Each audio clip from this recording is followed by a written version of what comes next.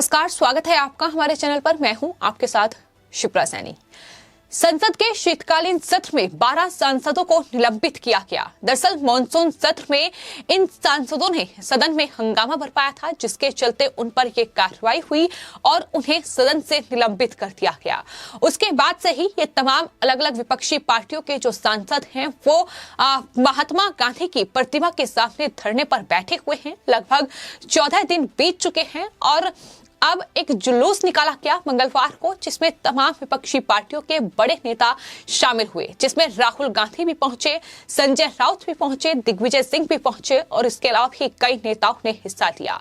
और इसी जुलूस की एक वीडियो सामने आई है। दरअसल जब राहुल गांधी इन 12 निलंबित सांसदों से मिलने पहुंचे तो वहां संजय राउत मौजूद थे। संजय राउत ने राहुल गांधी के कंधे पर हाथ रखा, लेकिन राहुल गांधी ने संजय राउत को कोई भाव नहीं दिया।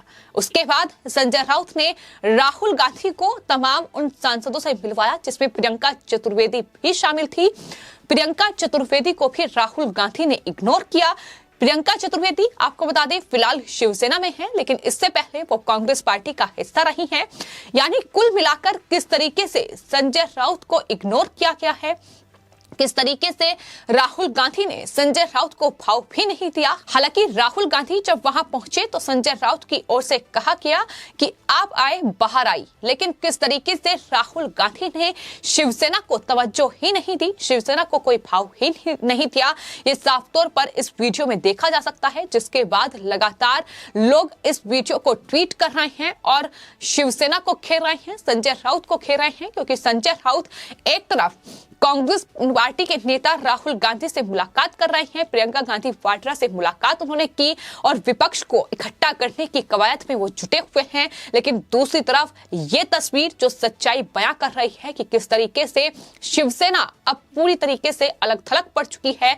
अब कांग्रेस पार्टी के नेता भी शिवसेना के सांसद संजय राउत को भाव नहीं दे रहे हैं और अब लोग लगातार सोशल मीडिया यूजर्स लगातार इस वीडियो को शेयर कर रहे हैं, इस वीडियो को पोस्ट कर रहे हैं और लिख रहे हैं कि राहुल गांधी को माननीय राज्यसभा सांसद के साथ ऐसा व्यवहार नहीं करना चाहिए था। ये एक छोटी सी पार्टी के कार्यकर्ता थे, इन्हें भाव दे देना चाहिए था। कंगना रनौत और 80 दूसरे लोगों के साथ फीलिंग सैड, इस तरीके की पोस्ट लगातार सोशल मीडिया और खासतौर पर ट्विटर पर देखने को मिल रही है। तमाम लोग अब संजय राउत को लेकर मीम्स बना रहे हैं, क्योंकि संजय राउत की ओर से इस वीडियो में ये कहा गया है राहुल गांधी को कि आप आए बाहर आई, लेकिन राहुल गांधी ने जिस तरीके से नजरअंदाज किया, जिस तरीके से संजय राउत को भाव नहीं दिया, वो साफ तौर पर बता रहा है कि संजय राउत या शिवसेना को कोई भी सीरियसली लेने के मूड में नहीं है। और जहां तक बात विपक्ष की है तो आपको बता दें विपक्ष को एकजुट करने की कवायद लगातार महाराष्ट्र में तेज हो रही है। शिवसेना के सांसद संजय राउत लगातार विपक्ष को एकजुट करने पर बयान दे रहे हैं। वो कभी ये कहते हैं कि राहुल गांधी को विपक्ष को एकजुट करना चाहिए और उसका नेतृत्व करना चाहिए, तो दूसरी ओर वो ये कहते हैं कि विपक्ष को एकजुट किया जाए और इसका नेतृत्व शरद पवार करें। तो संजय राउत के जो बयान हैं वही कहीं ना कहीं तमाम पार्टियों को हताश और निराश करने के लिए काफी हैं, क्योंकि संजय राउत अब कहीं ना कहीं वो बिन पैंदी के लोटे हो चुके हैं, जो किधर भी लुढ़क जाते हैं। जाहिर तौर पर अगर कांग्रेस पार्टी को नाराज करेंगे तो महाराष्ट्र में सत्ता से हाथ धो बैठेंगे, वहीं अगर एनसीपी को नाराज करेंगे तो उसके बाद भी सत्ता से हाथ धो बैठेंगे। तो फिलहाल शिवसेना की स्थिति बिन पैंदी के लोटे जैसी महाराष्ट्र में हो रही है। अगर कहीं भी लुढ़केंगे तो जाहिर तौर पर नुकसान ही नुकसान होगा। तो फिलहाल शिवसेना की मुश्किलें बढ़ी हुई हैं और अब जिस तरीके से राहुल गांधी ने संजय राउत को इग्नोर किया है, उसके बाद अब तमाम ट्वीट जो हैं वो सामने आ रहे हैं। संजय राउत किस तरीके की चाटुगिरी कर रहे हैं राहुल गांधी के साथ, ये भी ट्वीट देवांग देवे की ओर से किया गया है। इसके अलावा लोग इस तरीके के ट्वीट भी कर रहे हैं कि जिस तरीके से सलमान खान की पार्टी में स्वरा भास्कर को इग्नोर किया गया, बिल्कुल ठीक वैसे ही जो जुलूस निकला, जो ये 12 सांसद गांधी की प्रतिमा के सामने बैठे हुए थे, वहां संजय राउत को राहुल गांधी की ओर से इग्नोर किया गया।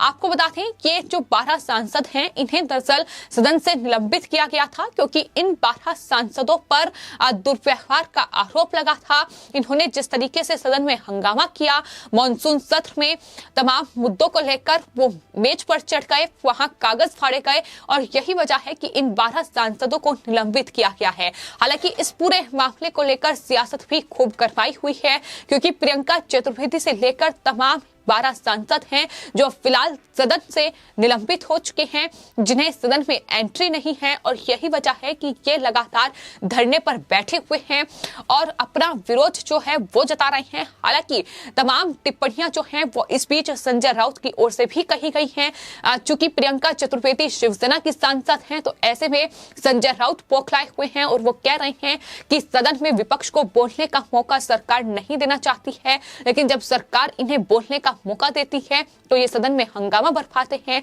तो विपक्ष की हकीकत क्या है ये लगातार सामने आ रहा है। जहां तक बात 2024 में विपक्ष को एकजुट करने की है तो आपको बता दें, विपक्ष में जिस तरीके से दरार पड़ रही है, जिस तरीके से एक दूसरे को ये तमाम विपक्षी पार्टियां कहीं ना कहीं फूटी आंख नहीं सुहा रही हैं, फिर चाहे वो कांग्रेस और शिवसेना हो। भले ही शिवसेना के सांसद संजय राउत कांग्रेस से मुलाकात कर रहे हो, लेकिन राहुल गांधी से मुलाकात कर रहे हो, लेकिन हकीकत क्या है ये इस वीडियो में दिखाई दे रहा है संजय राउत की तरफ से। क्योंकि जिस तरीके का झूठ परोसा जाता है, जिस तरीके के उनके बयान होते हैं, वो अपने आप में ये बताने के लिए काफी है कि संजय राउत किस तरीके से कहीं ना कहीं उन्हें खुद समझ में नहीं आ रहा है कि आखिर करें तो क्या करें। क्योंकि ममता बनर्जी को नाराज नहीं कर सकते, शरद पवार को नाराज नहीं कर सकते, राहुल गांधी को नाराज नहीं कर सकते, तो ऐसे में आखिर क्या करेगा विपक्ष, ये फिलहाल बड़ा सवाल बना हुआ है। क्योंकि अगर कांग्रेस पार्टी को नाराज किया, अगर राहुल गांधी को नाराज किया,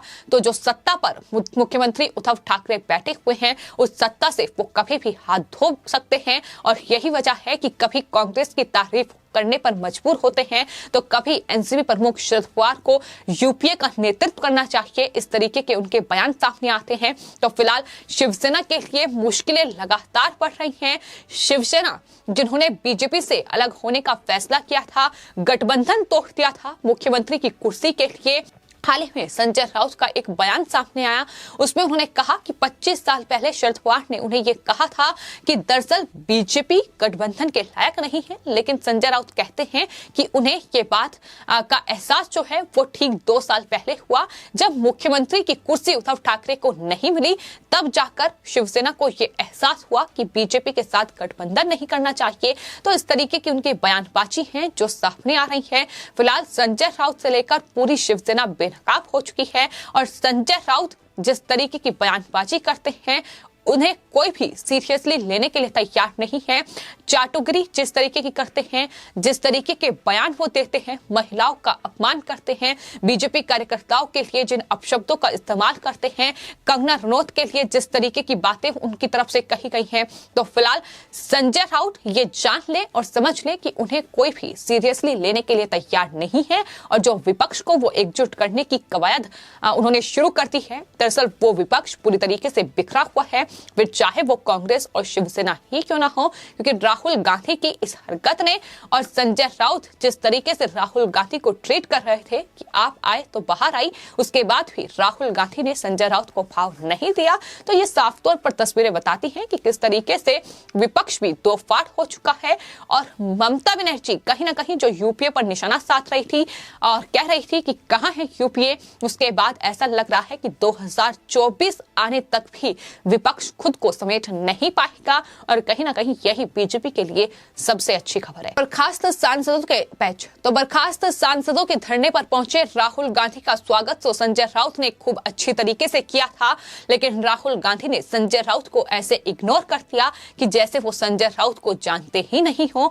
प्रियंका चतुर्वेदी जो कि उनकी पार्टी में रही हैं, उनको भी पूरी तरीके से इग्नोर किया गया और यही तस्वीरें हैं जो ये बताती हैं कि आखिर विपक्ष की हकीकत क्या है, आखिर महाराष्ट्र में क्या चल रहा है। महाराष्ट्र में अगर आने वाले वक्त में जो बीजेपी दावा कर रही है कि बीजेपी ये दावा कर रही है कि महाराष्ट्र में उद्धव ठाकरे सरकार 5 सालों तक नहीं चलेगी, क्योंकि जिस तरीके से महाविकास आघाड़ी सरकार जो कि 3 पहियों की सरकार है और तीनों ही पहिए अलग अलग दिशा में काम कर रहे हैं, तो उससे पहले ऐसा लग रहा है कि महाराष्ट्र में उद्धव ठाकरे सत्ता से हाथ धो बैठेंगे। फिलहाल आपकी इस पूरे मामले पर क्या राय है, हमें कमेंट बॉक्स में जरूर लिखें और चैनल को सब्सक्राइब करें। धन्यवाद।